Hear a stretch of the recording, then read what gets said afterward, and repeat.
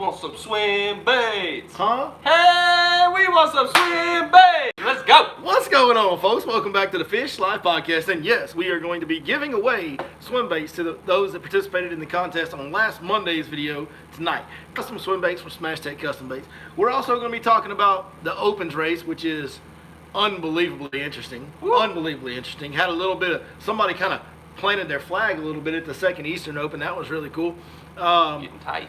Also, we've got something, we're going to talk about current conditions, of course. We're also going to talk about the Elite Series on Guntersville, which was a weird tournament.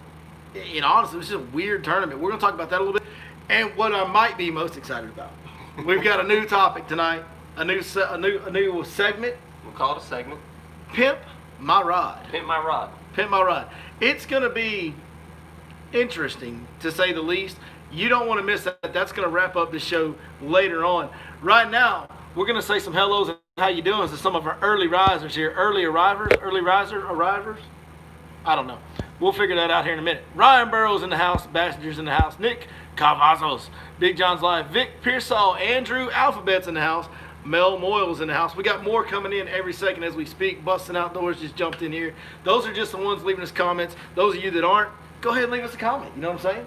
Drop a thumbs up. Ron Nichols is in the house. Craig Wallace. While Ron Nichols is in the house, I got to give him a big shout out. Ron Nichols came and fished a trip with me last Monday on his 40th birthday. He gets out of the truck and goes, "Hey, for my 40th birthday, I got you a present." I'm like, "What's that?" Well, if y'all don't know, we like to fish these big worms out here that Smash Tech makes. We call them Big Perm from the movie Friday, where they had the character in the movie named Big Worm, wore a perm, other character called him Big Perm. So, we got Big Worm license plate in the house, courtesy of Ron Nichols. I'm just still trying to figure out how to get this on the back of my cowling. Yeah. That's where it belongs, but I don't know how I'm going to get it there. We'll see if we can do that. Anyways, easy. Shout out to Ron Nichols. Don't mess up the Big Worm license plate. Crazy how Nick Cavazzo says, crazy how a guy from East Texas says my last name correctly, but no one here in Oklahoma can, even after I tell him. Well, I did grow up, Nick, and this at the risk of sounding racist, right? Because it doesn't take much to sound racist these days. Everything's racist. That's right. At the risk of sounding a little bit racist, I did grow up working around a cabinet shop. That may have helped me with some of my Latino dialects, you might say. Yep. You don't want to touch that one, do you? You don't want to touch that subject. I mean, I can order food anywhere. Yeah. This sucker, I made him nervous on that one a little bit. I could tell by the look on his face. Oh, Lord. But anyways, man, it is a wonderful time to be bass fishing right now. I really think this week and this weekend is going to be really good. I think you guys are set up for a good weekend next weekend. It's actually going to warm back up. Temperatures are going to get back up 85, 86. That will cause a little slight warming trend. We're still going to have cooler nights, so it won't rise the water temp too terribly much. But what it will do is bring some stability to the water. Stability is key. I think that's the one thing. Like, there's been some really good days here lately. There's been some really tough days here lately with post frontal and stuff like that. But I think the one thing that we're missing to get that really good fall bite going is a little bit of stability in the water column, because it's been changing so much so fast the last few weeks. Between turnover over the last month, between turnover, clarity, oxygen levels, water temperature, all those things have been changing a lot with the weather situations that we've had. A lot of sunshine, a lot of consistent temperatures day after day after day for a week straight, which is what we're about to have. I think by the time we get to this weekend, it ought to be rocking and rolling. We ought to all be catching them pretty good by the end of the week, going into the weekend. So, good week to be here. There's going to be fish chasing shad like crazy. There's going to be some offshore fish start to group up and bite out there. It's going to be a really good fall bite this weekend, I do believe. So, that's kind of the current conditions are go fishing, throw moving baits, fish fast. Once you find them, slow down in that area. They will not be alone right now. They are starting to be in bigger and bigger groups. I saw somebody make a post where they caught 40 in one day on Fort just a couple days ago. I mean, that's evidence right there. They are really starting to group up, and I'm seeing the groups seemingly getting bigger day to day. When you do find fish, they're in bigger groups now than they have been. So, really good signs as far as current conditions for Lake Fork in this area. Love me some fall fishing. Fall fishing's phenomenal. Not a lot of boats on the water. Hunting seasons, boat seasons now cranked up. Mm-hmm. You know, it's a good time. Oh, speaking of bow hunting, shout out to J-Bow. Did you see it there? Yeah, Jonathan Boland, our buddy that guides down here on Fork in the spring, and all does some waterfowl guiding and stuff like that. But he cracked him a big one. He's been after for a long time. A big good shout out to J-Bow. All right, let's do some swim bait giveaway. Swim bait giveaway. Let's do that real quick. So if you guys watched the video Monday, we caught all of our fish on the Smash Tech Hollow Belly, which is this bait right here. So we're going to be giving away 2 prize packs. Basically, you're going to get multiple packs of these hollow belly swim baits from Heath Taylor at Smash Tech Custom Baits. And all I need you guys to do, all you have to do is comment to enter. So right now we're going to do the YouTube version first. I need somebody to pick a number 1 through 177. Any number in there, preferably on one end or the other, because I don't want to count 85. But the first person to pop me a number on the screen, that's going to be the number comment that wins, and we will announce it right here. I think comments might be a little bit delayed because these guys are still 53. Countdown to 53. Thanks, Andrew Alphabet. 53 was the first number that popped in. Hey, I'll tell you what, right now, the next number that pops up, we're going to use for the Facebook. On Facebook, I need a number between 1 and 95. Give me a number between 1 and 95, and that'll be the Facebook winner for the next number that pops up. Have you gotten down there yet? Okay, I'm not going to distract him because he's having to count. 12. 12 is going to be our number on Facebook. That'll be much easier to handle. I wanted to see Vic Pearsall threw a number in there, but I'm pretty sure that Vic probably counted where his comment was before he did that. You know we're live, right? Yep. Where you at? Who is it? That one right This Madman? there. Yeah. Madman Ziggy 89. Madman Ziggy 89 on YouTube was the winner. Chris, do me a favor, reply to that comment, tell him to text his address to the 903-519-1542, and we will get him some swim bait packs sent out as soon as he gives us the address. Vic Pearsall is just throwing all kinds of random numbers in there now. I'm going to go back up here and answer a couple comments while you straighten that out, then we'll do the Facebook one. Mel Moyle says a white chatterbait with the impact shaft setting them up. Doesn't surprise me. Chatterbait is a very good bait this time of year. A lot of swim jig's been my deal here lately for some reason. Nick Cavazzo says Beehive Delights wearing them out in Oklahoma. Doesn't surprise me there either. JC caught them pretty good last evening and fair on Thursday. 2 different lakes. There you go. All right. What was Facebook?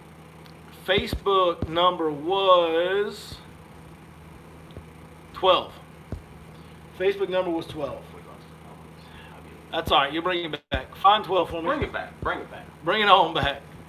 What patterns are in play mid-March on Fork? Ooh, depends on how early it gets warm. Well, you can be full-on spawn cycle by mid-March, and you could be hardly any spawning and mostly pre-spawn by mid-March on Fork. It really depends on the water temps, weather patterns, and all that. That being said, mid-March on Fork, you can just about guarantee that you can go out and throw chatterbait with a live magic shad. You can throw a swim bait of bigger varieties, bigger size swim baits. And you can also throw, man, black and blue Cincos are like the deal that time of year around Lake Fork. Number 12. Who we got? John Kilby. John Kelby. I know John. He's a Lake Fork local. I've known him. He's been watching the channel for a lot of years. Go ahead and reply to John. Tell him to text that same number, Chris. John Kelby, congratulations. And Madman, whatever that was, 89. Congrats to you guys for winning the packs of custom swim baits, man. We appreciate all of you guys. Y'all killed it on the comments, by the way. 177 comments on one of my videos. That's a big deal. That's a lot of comments on one of my videos. So thank y'all very much for participating in that the way y'all did. And then almost 100 comments on the Facebook as well. Cody Mays in the house.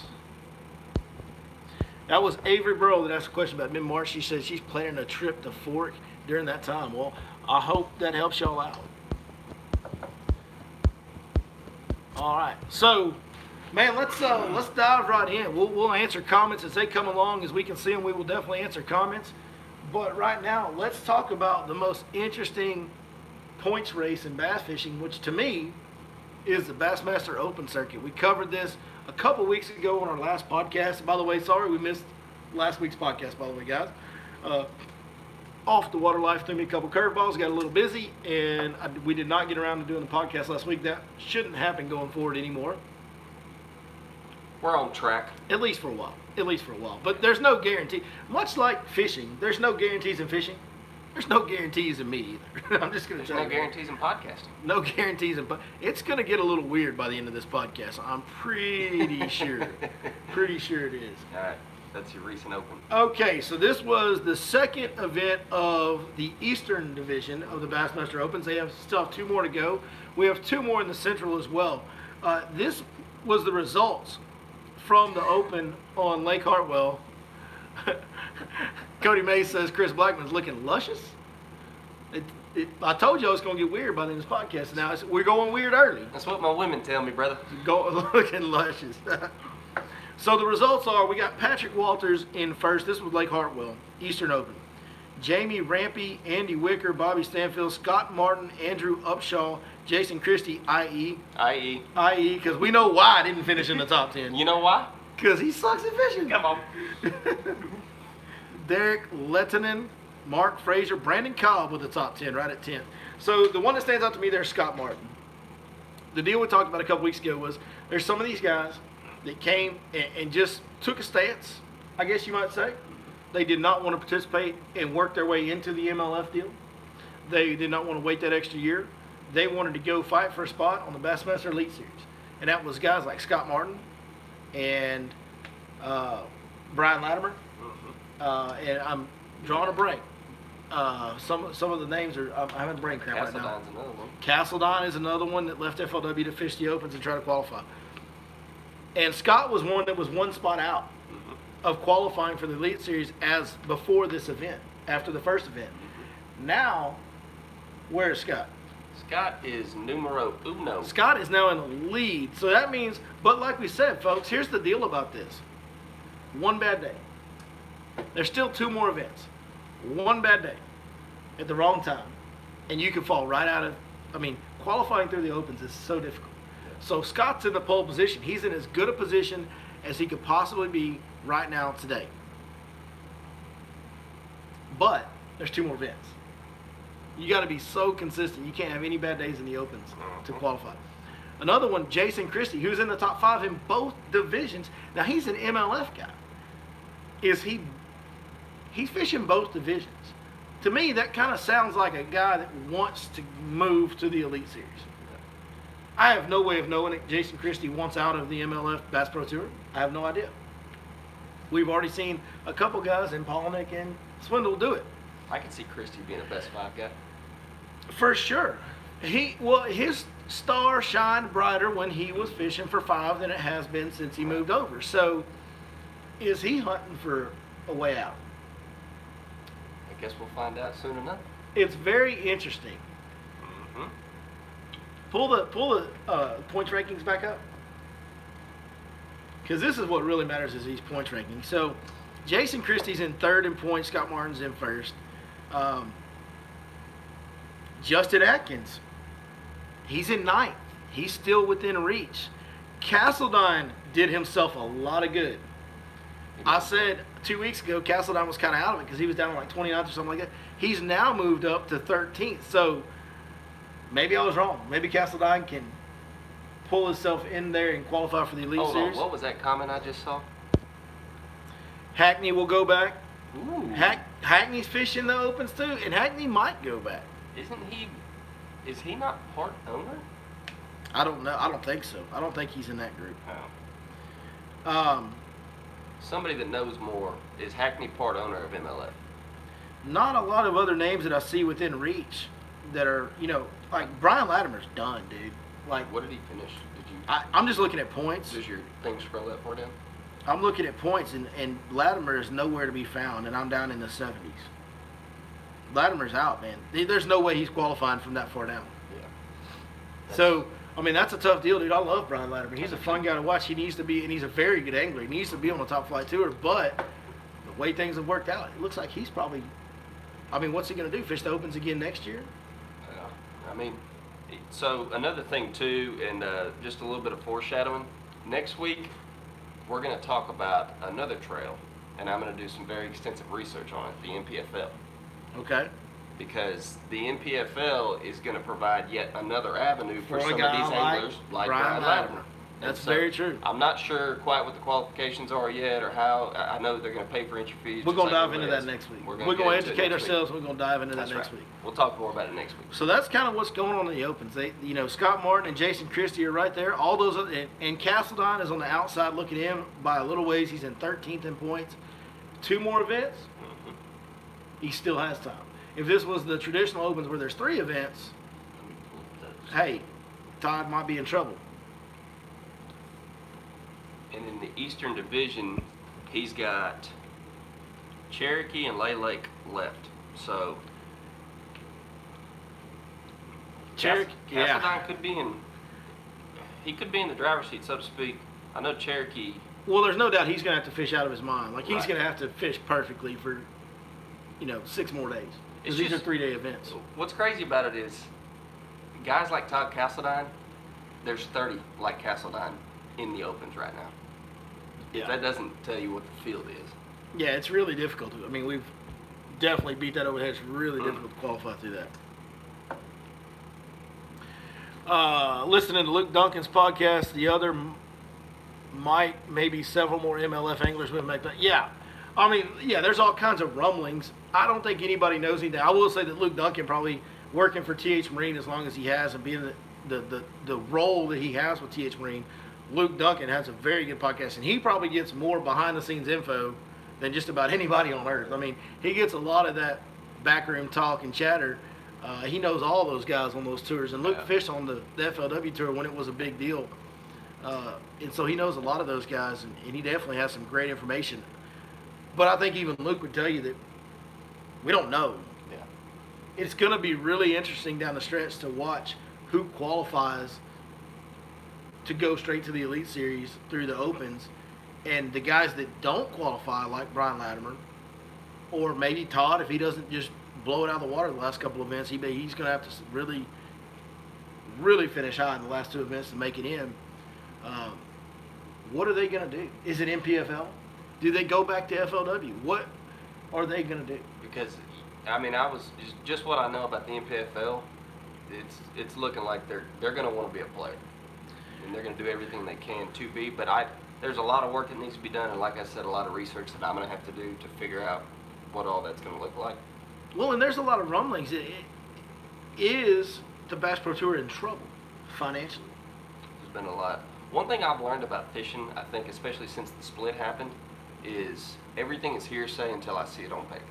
Because there's been a lot of rumblings about a lot of things, especially when it involves BPT, that never came to fruition. Yeah, I mean, I think is Bass Pro Tour in financial trouble? I think that's a legitimate question to ask It probably is, yeah. at this point, because it's a brand new company, 1.5 years old, and we all know what's going on in the world this year has created a lot of issues for a lot of people. Bass Pro Tour has been no exception. Right. I mean, they lost half their events this year. Even I think a little more than half. I think they lost like 5 out of 8 events they didn't have. They only had 3, right? I'd be curious to know what the revenue generated per event. You know what I mean? How much they lost by that, Right. yeah. Which we'll never know, obviously. Well, in TV revenue, because they don't have those shows. I mean, now they're talking about, okay, the guys are going to be paying entry fees next year. I mean, that's something that has been voted. I believe that's been voted on in the past, that they are going to be paying entry. And that was one of their big selling points to these guys was, you come over here, you don't pay any entry fees. Yeah. Hey, that was a great, great thing for the world of fishing. No matter how this shakes out, if Bass Pro Tour folds next year, what they did was good for the sport. And I know a lot of people are going to say it wasn't. And I'm going to tell you why it was. For years, the anglers they had to go along with whatever BASS said, because they didn't have another recourse to go make a significant living. That's right. And they were getting screwed over, for lack of a better term, in a major way. And even just the changes that BASS has been forced to make to compete with Bass Pro Tour when they came out with no entry, BASS dropped their entry fees significantly. They made it a much better situation for the anglers involved. It was more profitable. So, no matter what, this was a good thing for fishing. I don't think I'll ever change my mind on that. But if this deal falls through and they fold financially, man, there's going to be a lot of I told you shows going around in the world of fishing. Mr. Nick Cavazos just made a heck of a comment right there, by the way. There was way too many top tier guys going broke for being a pro. Absolutely. Yeah, listen, if you're 50th in the world at whatever you do, if you're the number 50th best person in the world at whatever it is that you do, you're pretty dang good. You shouldn't have to have a second job. You shouldn't be wondering where your next meal is going to come from. And all these guys had to have a second job. Yep. All of them. All these guys outside of the top 20, 30-ish, they all had to have another job. They were either guiding at their home lake, they had side businesses. I mean, they all had other lines of work. I mean, the whole Randy Haynes, Jason Lambert deal, remember that? Mm-hmm. When they got in an argument, and Randy Haynes said, I got better things to do than this. I'll go home and lay flooring. Yeah. He owns his own business. Randy Haynes is one of the best tournament fishermen over the last 20 years. Like one of the best tournament fishermen over the last 20 years. Yep. Easily inside the top 50 of tournament fishermen over the last 20 years. And he has to own another business to afford him the opportunity to fish professionally. That's sad, man. Yeah. When you consider the revenue that gets generated, when you consider an organization like Bass reported profits upwards of $20 million most years, while this was going on for years, like. And even today, like, the funny thing about it is, like, in today's time, even with the way everything is, a lot of those guys still guide on the weekends or whenever they're home or whatever the case. They still work side jobs. Absolutely. Because they know what could potentially happen again. Absolutely, dude. You know, a buddy, a great guy, buddy of mine lives right here in the same town I live in. He also guides on Lake Fort. James Niggemar in 2000 and 2010 was, you know, he didn't have a lot of big wins, but he had as many top 10s as just about anybody on earth. And through all of that, he still had to maintain a pretty busy guide schedule to provide for his family. That's tough, man. He shouldn't be having to do that at that time, but he was. And he was having to do that at a time when Bass was reporting $20 million plus in profits every year. Yeah. That's not okay, in my opinion. And whether, like I said, whether Bass Pro Tour goes under or not, what they did was create a little bit of progress in that department, which to me is a big deal for the world of the sport that we care so much about, that all of us are into. That being said, you know, the Bassmaster Elite Series just had a tournament on one of the greatest bass fishing lakes in the country, Lake Guntersville.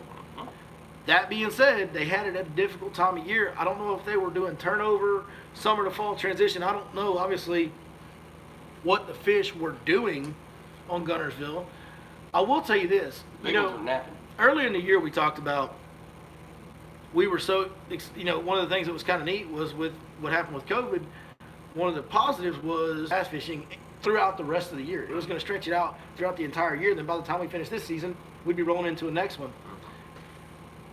But I got to tell you, man, now that the tournament schedules have kind of picked back up, the Open deal's got my attention because it's interesting. Yeah. It's so unique. Some of the names that are in the Opens this year, I didn't even watch the Elite Series. Like, I didn't even pay attention to it. I didn't either, truth be told. And here's what might be the problem is, you know, all of us are just creatures of habit. And there's so many other things going on right now. And take your stance. I'm not personally watching NFL football, right? With what's going on with them politically, I'm just not watching NFL football. But there's a lot of people that are. There's a lot of people that are watching college football. There's a lot of people that have been watching basketball playoffs and, you know, hockey playoffs, Dallas Stars, right? So fishing coming into this time of year when people aren't used to looking for it, aren't used to watching it, the fishing's not as good as it is in spring and early summer. It's not. Is bass fishing as a whole, as an industry, taking a hit on the viewership this year by having these tournaments at a different time than their normal schedule? And if you'd asked me there's 3 not months near ago, as much talk about it. Right. If you'd asked me 3 months ago, I'd have said no. It'd have been record views, all that good stuff, you know, whatever. But is it? Because there's nobody's talking about it the way they normally do. Like, it's not the buzz that you normally get. Like, when you have a Lake Guntersville in May, everybody's talking about that tournament. Everybody's excited to watch that tournament. But when you have Lake Guntersville in late September, you get Frank Talley winning on the Elite Series for 64 pounds, 3 ounces over 4 days. 16-pound average on Guntersville. Second place, Randy Sullivan, 61 pounds. Luke Palmer, 61 pounds. Wes Logan, 60 pounds. Kyle Welch at 59. You can see they were all fighting over the same 3-pounders. Like, they were all fighting to catch 5 3-pounders, basically, is what they were doing. and they were all right there together, which I'm sure that part was exciting, but Yeah.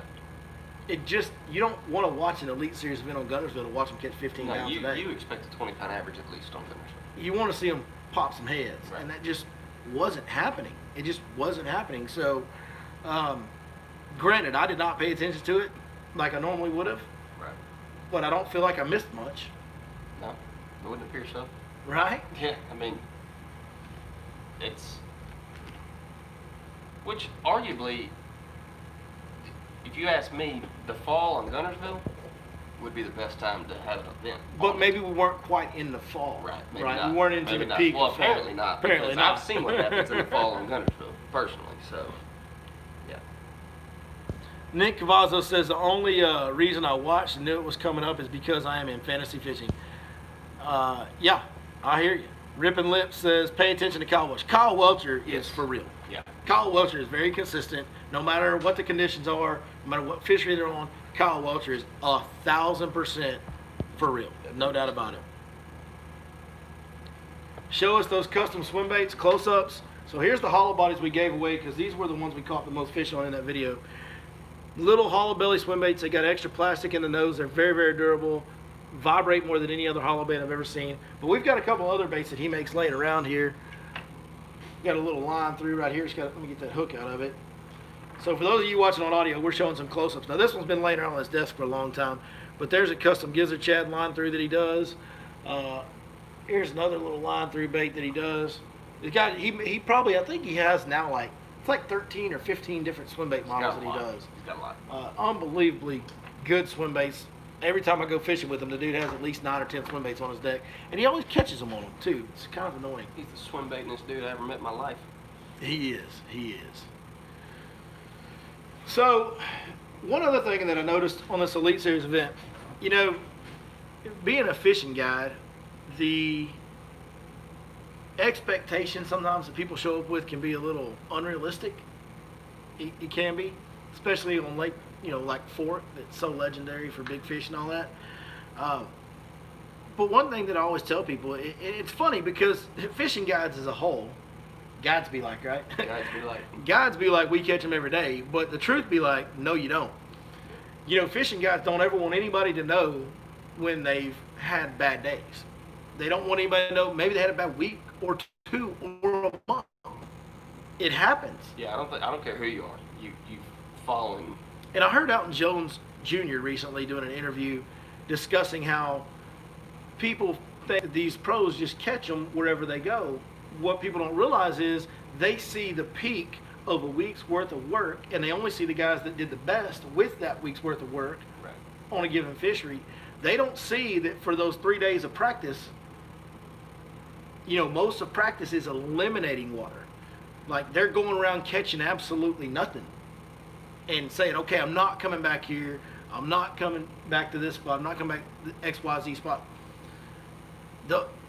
We all struggle in this game. It's not an easy game. That's what keeps it interesting for us. But just to kind of prove that, whether you know these names or not, drop some knowledge. These guys have qualified for the Bassmaster Elite Series. The best of the best. Which means they're in the top couple hundred on Earth of fishermen. They have had to do something to get to that level, and it's not easy. They've got some real bass fishing skins on the wall if they're on that Elite Series. These guys didn't just buy a raffle ticket and show up. Yeah, they're better than us. Right. Just so y'all know. Mm-hmm. All of these guys are better than we are.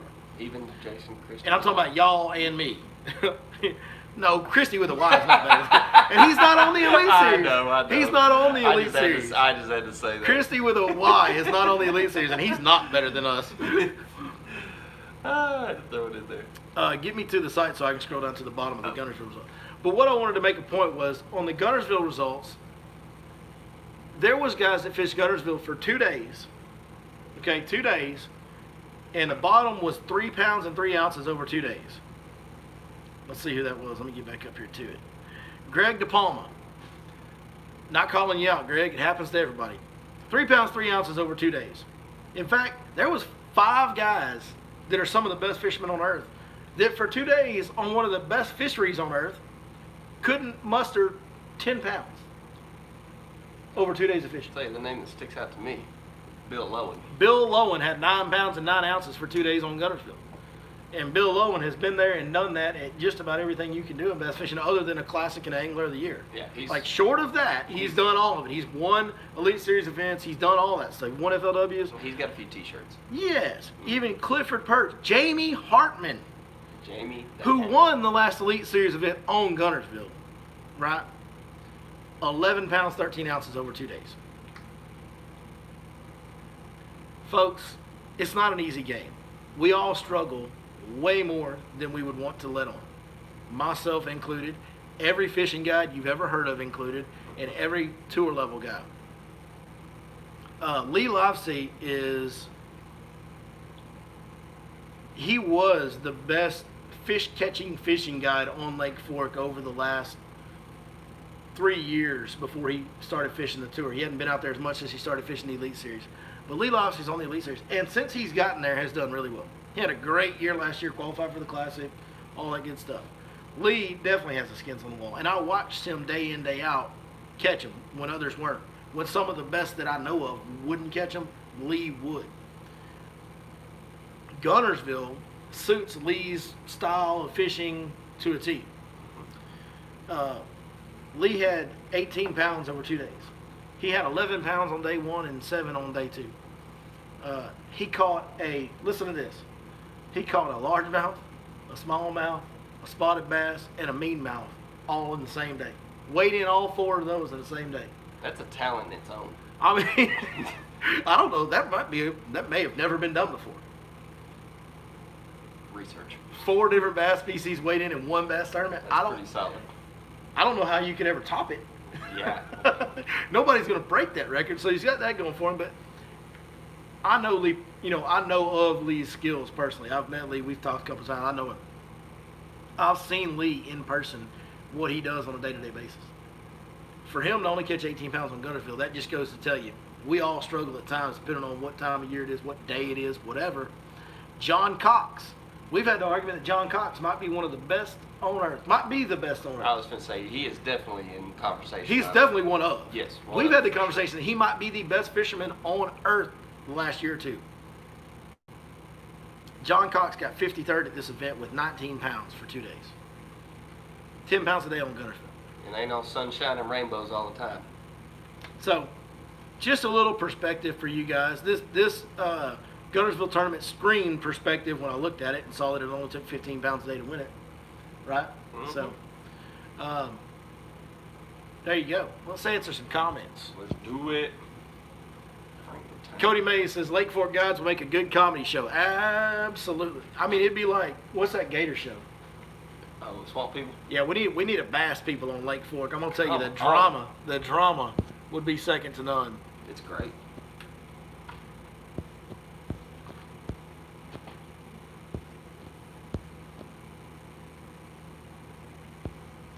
Nick Cavazza says those guys are really on another level. Listening to Mark Menendez commentate on Bass Live was an eye opener. Yep, yeah, they are on a different level for sure. Mark Menendez is a good dude, man. What about the new Swimbait y'all were talking about? I'm not allowed to talk about it yet. He's got there's some new, Smash Take is going to be releasing some new baits over the next 6 months. Some hard baits, some big custom. There's some stuff coming down the pipe that is going to be really, really good. Really good. Just like everything you release. For you guys that like big baits, like real big baits, there's going to be some awesome stuff coming.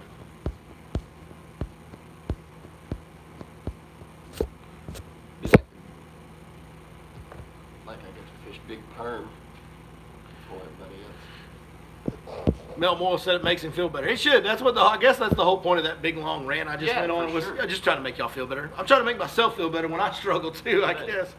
I've always had something, when we're having a tough day on Fork, I've always had something that I pointed out to people that I feel like does speak volumes to that point. In 2014, they had the Toyota Texas Bass Classic on Lake Fork.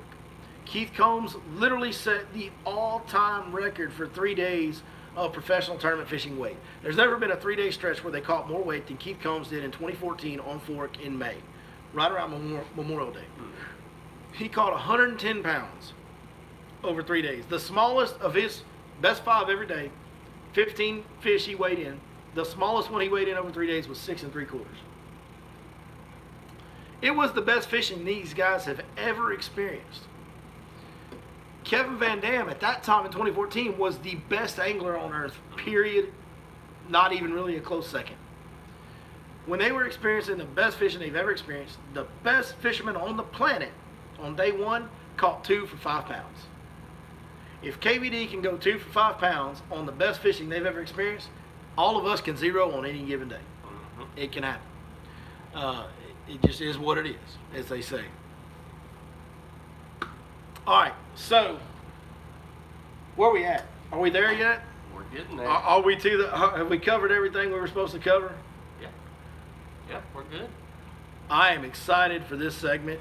Y'all feel free to chime in on this as well, because I have a feeling it's going to be a lot of fun. So, Pimp My Rod. Pimp my rod. We're about to walk a fine line. We'd love for you guys to join in, comment with us on this as well. I got to get my gangster lean going for this one. This was your deal. Yeah. This is your idea. I'm not really sure what rules we're playing this game by, but can you please tell me what we're doing here with Pimp My Rod? So basically what I'm going to do with Pimp My Rod is I'm going to pick my fishing setup, my number one all-time fishing setup, from rod to reel to line to lure, you call it. And anything goes. Anything goes. Anything goes. Pink Barbie rods included. Hey, whatever. Hey, everybody always catches them on the Snoopy beetle spin rod better than everybody else. Like, it's a fact. We've all caught one on a Snoopy pole, right? Oh, yeah. Yeah. Yeah, still to this day. Well, let's go. Let's go, So, man. come This on, is what your you show. want? Man, you better leave my lures alone. That's all I know. Well, I'm left-handed. My man's over here messing with my lures reels. You know what I'm saying? I can't use none of your reels because I'm a lefty. All right, so you get started. You go first on the Pimp My Rod All right. topic. So first of all, I feel like it's really important. What's the foundation of your Pimp My Rod? So the foundation is obviously going to be the rod, right? Have you ever been in a situation where you just needed a little bit more rod? Because I have. Oh yeah. And so I'm going to use. Oh, yeah. I'm going to use the biggest rod that I can possibly get. I want a 7-Eleven extra heavy. I want a lot of rod. We'll call Yeah. it Thor's hammer. Yeah. Okay. I mean, yeah. I hear you. Those big rods, you can make longer casts. That's right. Do a lot of things. Yeah. Yeah. Absolutely. You never know when you're going to be in a situation. Well, actually, I've never heard of a situation where there was too much rod. Like, I've never been in that situation. I mean, some of those really good spots, you got to really get it far out there. Like, you got to get it as far in there as you can. That's right. So having that bigger rod probably helps you. No, it does. So, biggest rod I can find. All right. And then I also want a high-speed reel. Right? Yeah. A lot of revolutions. Speed is key. A lot of revolutions Speed per is minute. key. A lot of RPMs on that. Like, thing. I want to start a fire. You know what I'm saying? Like, yeah. So, anyways, we'll go with I'm gonna go with an Abu Garcia Revo Beast. I know I have all luge reels, but It's just got. Listen, I'm not an Abu Garcia Revo guy, but I will tell you this: that's one of the coolest names in fishing reels ever. yeah, The Beast. The Beast. The So, Beast. Got to use the Beast.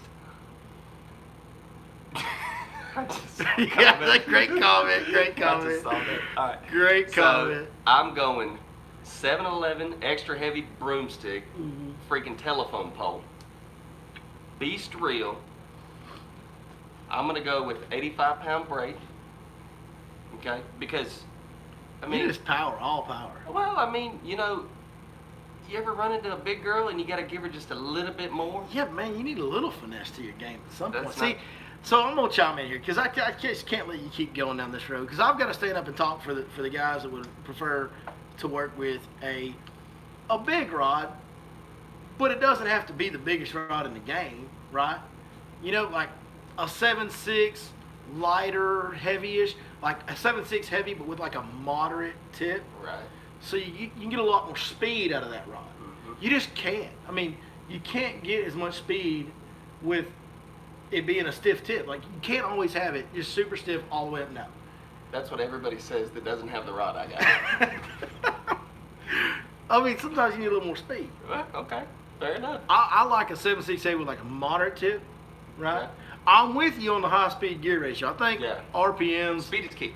that's important. Right. That's important. It doesn't matter what sport. Speed is always key. Yeah, and I hear you on the braid, but man, like that is powerful, but dude, there's so many situations you run into where it's not all about power. It's not always about power. That's right. You know what I mean? Like, if I'm in a flooded forest of wood, braid's not going to be my best option. Like, sometimes there are certain situations, certain fishing holes Right. where you need fluorocarbon. Right. Okay. And I want a strong fluorocarbon, 20-pound fluorocarbon, but Are you? So, sight is obviously a big thing. careful, Too, right? careful. Sight's a big thing too, Yeah. right? Absolutely. Well, if the fish I'm going after can see me clearly, I don't want her anyways.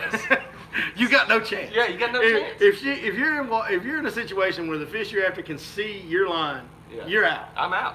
If she gets a good look at you, you're done. Done. So I can understand. I'm that. rolling with braid. Maybe that's why I'm trying to use fluorocarbon, so she doesn't get a good look at me, no matter what situation I'm in. Fair enough, and that's fair. That's how you put them in a box. Yeah, I think accessories are important too. Right. You know what I mean? Mhm. Like, spike it to me is a big deal. Right. You know, to equate that to the human world, spike it's like being able for a woman to have makeup and perfume all in one. That's right. Like it's makeup and perfume for your baby. You kill two stones with one bird. Yeah, and some of them baits stink, and you got to, you know, sometimes you got to put a little makeup and perfume on. Can I go on a rant for a minute? Absolutely, we are fully endorsing of rants around here. Okay, and I really don't care if this makes anybody mad because I'm not sponsored. Berkeley baits smell awful. They're horrible. They're horrible. They could Horrible. all use Spike It. Y'all need to bring hand sanitizer for the Berkeley tournament because your hands gonna stink. Yeah, keep the Rona and the Berkeley off you. So, yeah, accessories are important, like you said.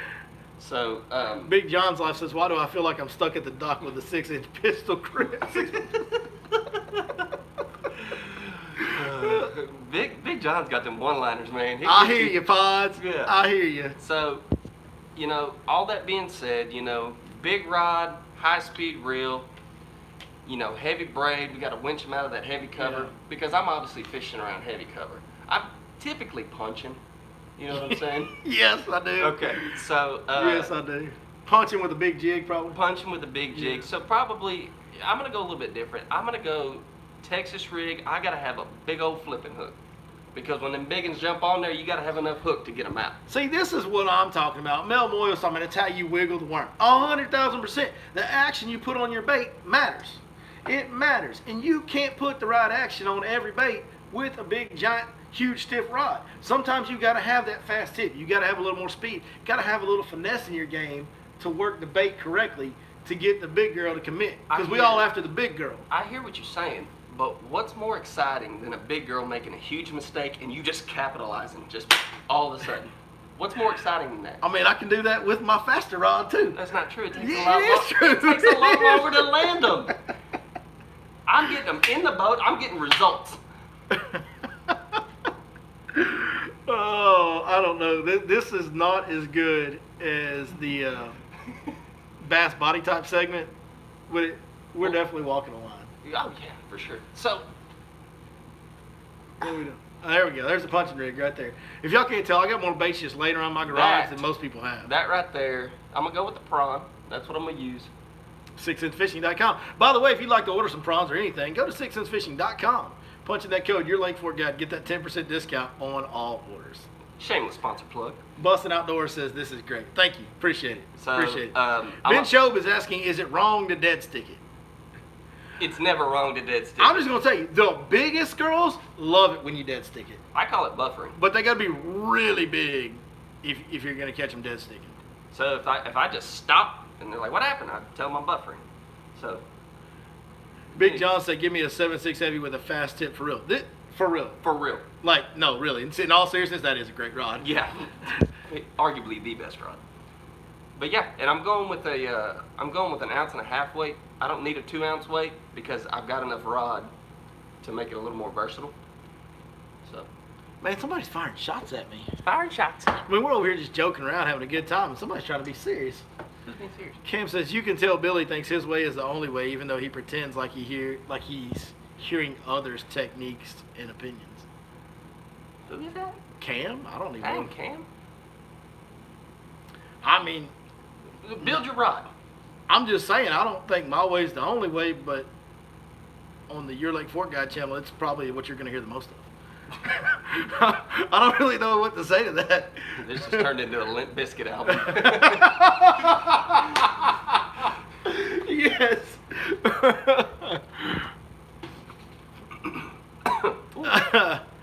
Busting Outdoors says dead sticking is just called taking a break. Sometimes you get tired from fishing too much. You gotta take a little break and just dead stick it a little bit. I ain't no stranger to the peepaw chair. Yeah, that's what I'm rolling with. What you got, Billy? Go ahead and build it. I done it. I did. What lure you throwing? Oh, what lure am I throwing? One lure. Chatterbait, man. A lot of speed, a lot of vibration. That's my game. Heard that. That's that's my game. That is that's gold. That's it. That's golden. 7.6 heavy, moderate tip, 20-pound fluorocarbon, high-speed gear ratio reel. I can slow it down if I need to, but I can go fast if I want to. A lot of speed in my tip of my rod, and a chatterbait with a lot of vibration. Man, it's a shame that the Elite Series doesn't have team tournaments, because we pretty much got it covered. Out. Might as well send the check, boys. Appreciate you donating. What y'all think? Yeah. I better ask Cam first. Cody said I better ask Cam first. What my favorite rod is. Oh, poor Cam. Cam just walked into a hornet's nest and didn't know it. We just messing with you, Cam. That's funny. That's all right. Hey, at least I repeated his comment. I could have just ignored it. I am not scared of criticism, that's for sure. I'm very aware of how monkeyed up I am. What month do you catch your deepest bass? Oh, no, you're good. No real shots. I thought that was a real shot. I thought it was too, kind of. I was like, dang. Maybe I just told on myself. Maybe I am guilty of that. I know it, and I just told on myself. I'm guilty, and I know it. Yeah. What month do you catch your deepest bass? Is that like a serious question, or are we still doing our bit? August. Like, is that a serious question, or are we still doing our bit? I need to know. I don't know what we're doing. I don't know if we're serious again or not. I'm so confused right now. I do my deepest fishing in the wintertime. Deepest fish in the wintertime? I do. Probably, yeah. I mean, they can get the deepest in the wintertime. There's no thermocline. You know, the deal with going deep, like you said, August, like, okay, bit's over. We're answering serious fish questions again. Thank y'all for bearing with us through that. We didn't lose any viewers through that. That was amazing. I just gave you bit answer and real answer. Deepest fish in the winter, like it's lonely. Yeah. You gotta stay warm. That's right. Okay, that's the bit. Yeah. Now let's do the real answer. August is definitely not when you catch the fish the deepest, because the thermocline is usually the highest in the water column in August, which means a lot of that 12-foot, 15-foot, 10-foot stuff comes into play. And even sometimes we fish dirt shallow. If the thermocline gets high enough, we will fish dirt shallow in August to catch them, and catch them really well at times. But deepest fishing would probably be during the winter if you're fishing offshore structure, which I don't do a whole lot of in the winter around here, because we get a lot of bass start doing pre-spawn stuff in creek channels. But I'll tell you a time that I fish really deep. The immediate post-spawn, before it starts really getting hot, when that first 2 or 3 waves of spawner starts going back offshore and getting grouped up, they will be down in 30 foot of water a lot of times. And that's about as deep as I fish, is 30 foot of water. Now, the deepest bass I've ever caught in Lake Fork was in 42 foot, and it was in the dead of winter. So that is when they will get the deepest. But generally speaking, the predominant patterns around East Texas, for me, the time when I actually catch the deepest fish year in, year out, is in like late April, early May. Depending on the weather, maybe mid-May. So my cousin fishes down south a lot, and he fishes Amistad a bunch. Homie, they catch them deep on Amistad in the wintertime. Oh, I'm like, sure. Super deep. I'm so sure that man, that's a whole different ballgame out there when you got water that's hundreds of feet deep versus out here. Yeah. The deepest water we have on the lake's like 65 foot deep. Well, but he was, he's pre-fishing for a tournament, telling me where he's catching them. I'm like, dude, I don't got enough line. Yeah. Like, that's crazy. We're going to have to re-spool. Yeah. Absolutely. So who won, Billy or Blackman? Well, that is totally up to you guys. Y'all vote who won the Pimp My Rod contest. I think it's a preference deal on that. I don't think there's really a winner. They're just lucky we can't tournament fish on a major circuit together. For sure. It'd be done. They'd all lose. It'd be done. That's a true story I just made up, by the way. Yeah. It's kind of like we went to different high schools together. That's right. Yeah, that's right. What's the coldest water temperature you guys have caught a topwater fish in? And what bait? Well, you've February. 50s, a buzz bait. Yeah. That was In the early February. 50s. Yeah. Probably 50s around here. Yeah. I've caught them on a buzz bait and a frog with a water temp in the 50s. Yeah. Yeah. That's about the coldest. That was the craziest thing I've ever Like seen. the mid to upper 50s. This dude goes digging around in the boat, and he's like, "Man, you ain't gonna believe Well, you got to this." tell the rest of the story. So, Okay. so we're on Lake Fork. I think this is before I started guiding, or right when my first year or something. But we're on Lake Fork, and it is Miserable. no. It was a warm trend. Remember, it started off cold that morning, but it Yeah. warm trended like it had been warm trending because we were in like shorts and pullovers by the at the middle of the day I just remember it being cold as heck. that first morning. thing, yes. So, we're fishing, and it's a warming trend, like, and it's January, I think it was January like 30th or 29th. It was right at the end of January. And we're struggling. Like, I'm thinking, okay, warming trend, lipless crankbait, chatterbait, whatever, spinnerbait. We're going to get up shallow. We're going to catch them in these drains and ditches leading into pockets.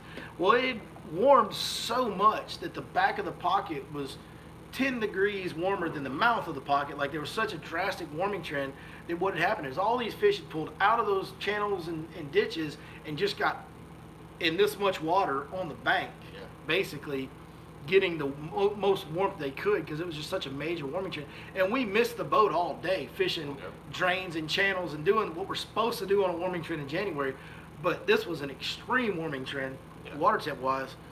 And finally, about the middle of the day, man, we've been struggling for several hours.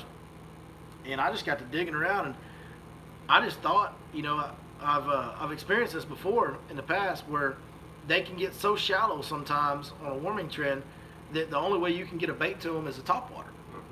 And a buzz bait is the most annoying, obnoxious, and they're not really up there to eat. They're just up there warming up. So you got to kind of make them react to something, get something obnoxious and loud. You know, we throw those chatterbaits and lipless crankbaits because they're loud and they annoy them into biting when they're not really wanting to bite. And so a buzzbait's kind of the topwater version of that. And I've experienced that before where it worked really well on the extreme warming trends. So I dig around in the bottom of the box. I pull out a buzzbait. This guy looks at me like I've absolutely lost my mind because it's January and I'm pulling out a buzzbait. And he's like, "What are you doing?" And I pull out this buzzbait, and I haven't had it on 5 casts, and I've got like a explosion 6-pounder on. Boat flipping. I'm laughing and giggling. He's like, he was kind of speechless. I was like, "You got any more of those?" He was like, "Nah, only one, brother." Well, not right then. You weren't. You were like, "This is stupid" or whatever. And then like 10 minutes later, I catch another 5-pound, like a 5-pounder. And at that point, you were like, Say, dog, break bread. And I did, but I didn't. Like, I had more, but I wasn't giving him none because it's always a competition, Yeah, it's right? competition. So we go around that day, and I proceed to kind of dump the clutch and start catching these hammers on buzzbaits all day in January. Yeah, it was crazy. It's a fun time we had in the boat together that That's day. probably. And then I posted a picture. I posted a picture on Facebook of a fish with a buzzbait hanging out of its mouth. We had a guides tournament the next weekend, and everybody was asking me like, "Dude, why are you bait hanging a buzzbait? Nobody's gonna think you." I'm like, "No, I really caught him on a buzzbait." They're like, "Nobody believed me." That's funny.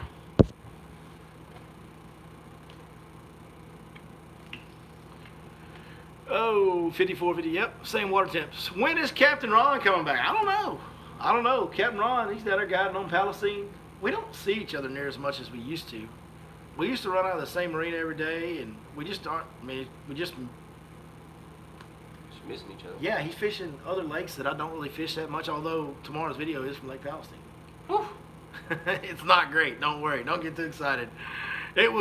We had some really hard post-frontal days this week, and it was one of those. I didn't see no holes in the boat, so it looks like y'all call it a win. Yeah, I took this thing to Palestine, and there's nothing broken that I know of. Which let me quote Billy from a previous time. I have asked him to go fishing with me on Palestine, and he said, "I'm not putting my boat on Palestine Again. Because every time, prior to this, every time I put a glass boat on Palestine, I broke something. Yeah. Because that lake will tear your stuff up. Yeah. And then you told me where y'all were fishing, and I was like, "Bro, golly, you got out unscathed? Call it a win." Yeah. Man, I think we probably rambled enough. I think this was a really good podcast till about the last 15 minutes. It kind of died. No, I love it. I've lost the energy. I love it. We appreciate those of you that have stuck with us. We've actually got a higher viewership now than we've had the whole time, so maybe it hadn't died. I don't know. But we're about to kill it for sure. Dude, we were pimping my rod, and they were calling their buddies. They were like, you got to get in on this. Let's go. These guys are pimping rods over here. So, man, y'all stay tuned to that Bassmaster Open series. That's going to be interesting. We'll keep following up on that in the weeks to come. We're going to talk about the NPFL, National Professional Fishing League. We'll talk about that next week right here, somewhere between 6 and 7 is usually when we get started. Live goes for about an hour or so. Every week on the Fish Life Podcast. I'm going to bring the juice next week. Congrats to the Swimbait winners. That's right. Good job, guys. Y'all are going to love them. Yes, y'all will definitely get. And right now is the time to throw those things. You will get bit on them. So best swim bait maker in the game, in my humble opinion. That's right. That's right. I agree wholeheartedly with that. Hey, man, thank y'all so much for joining us on the Fish Life Podcast tonight. It has been great. Thanks for all the questions. Chris, do that thing you do. Thanks for tuning in to Pimp My Ride.